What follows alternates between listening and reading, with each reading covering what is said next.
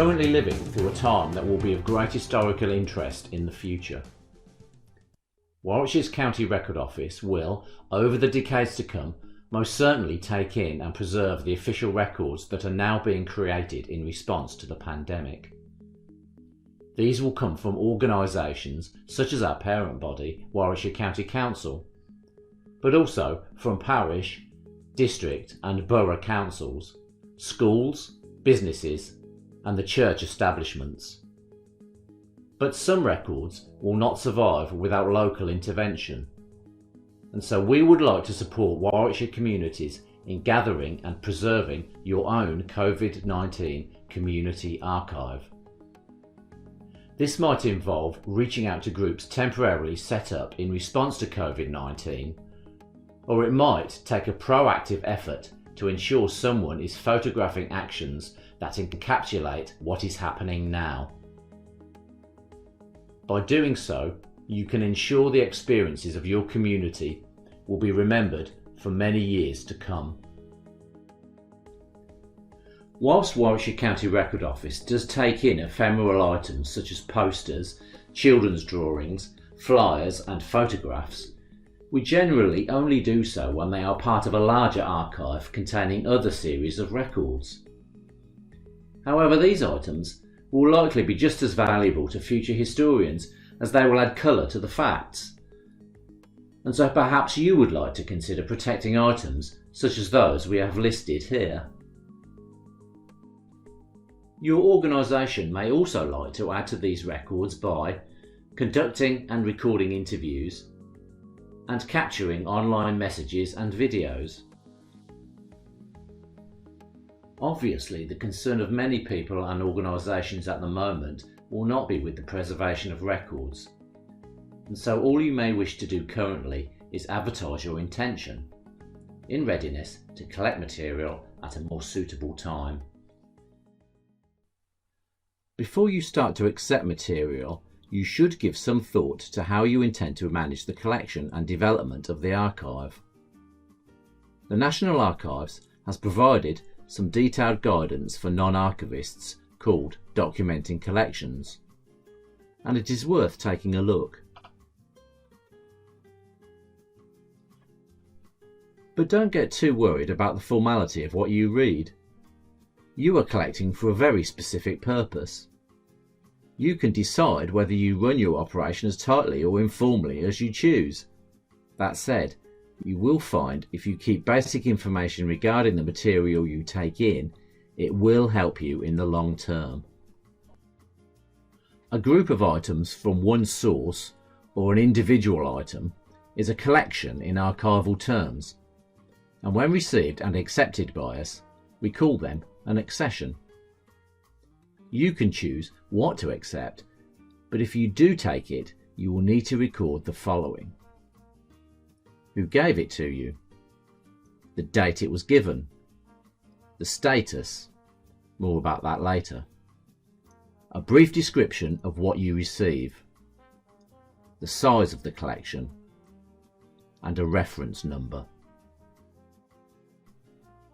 When you take material in, it's a really good idea to assign it a unique reference number in order that you can identify the record and aid with storage location and retrieval. It might be helpful to attach an accession prefix to help avoid number repetition. So, for example, Mr. Albert Smith deposits a photograph, so you could assign a reference code such as X. If Mr. Smith's photograph is the 54th collection you have received, the collection reference could be X54.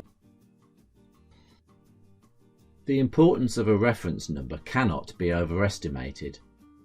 A description helps you decide if you have the right collection, but a reference number definitely provides the truth of it.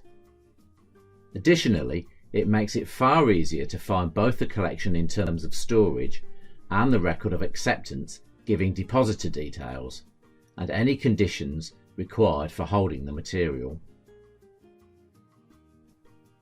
It is important to know on what footing you hold the documents you take in. By this we mean that it is important to differentiate between records that are donated to you, a gift, and therefore you become the legal owner, or records that are deposited only on a temporary basis, a loan. A gift is yours to do with as you wish, providing there isn't a separate issue of copyright. Go to part 3 of our guides for information about legal issues including publishing. A loan is just as it sounds, but there should be an expectation that you hold the record in order to allow people to see and use it. However, without the express permission of the owner, your group will not be able to exhibit items, including online, publish an image, or quote verbatim. For all of the above reasons, you will need to establish some form of accession register, which will generate the running number of each collection. A register could be formulated by use of a spreadsheet, or perhaps you will prefer a sturdy volume. To have both is preferable. Remember to back up an electronic register. What would you do if the register was lost and you were required to contact a depositor? You should also provide a receipt that records the terms of the deposit upon which you and the depositor have agreed. This should be signed and dated. A copy should be kept and filed away securely by you, and a copy can be given to the depositor.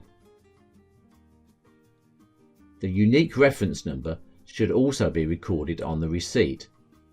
So in the event the depositor wants to see the collection or withdraw it, you will instantly be able to retrieve the agreement from a filing system and the document from storage.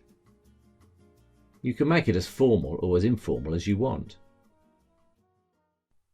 In very basic terms, cataloguing is a tool we use in order that documents can be identified and located.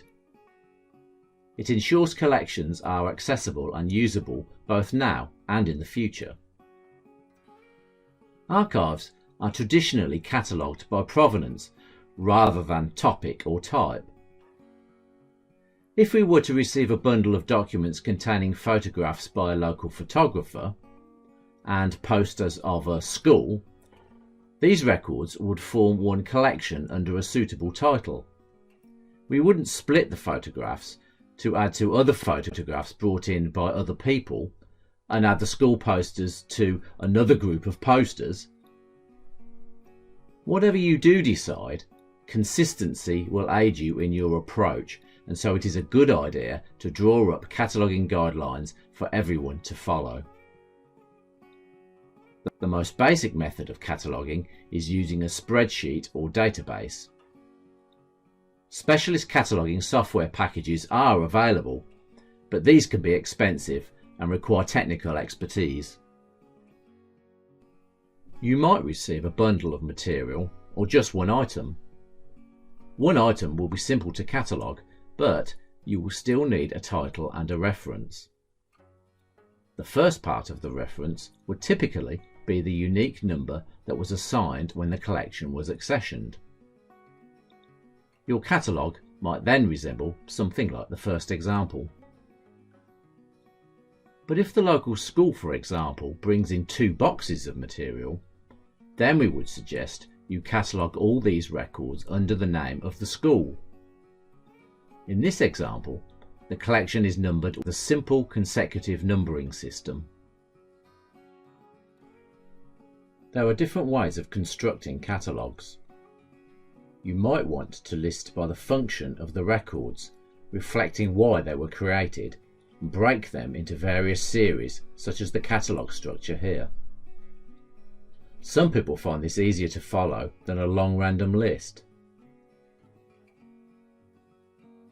The reference numbers can either be consecutive as a straight list of all the records in the collection, or reflect the series, as can be seen in the completed catalogue. Some of the above material might come to you in an electronic format, and this needs to be recorded in your catalogue. Please view Part 2 to hear more about electronic storage.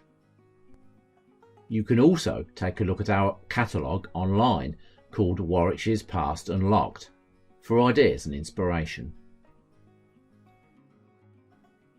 The unique reference assigned in the catalogue needs to be written on the reverse of the corresponding document in pencil. We use a 2B pencil. Store in appropriate boxes, remembering to write the covering reference numbers on the outside of the box. Store boxes in an appropriate location.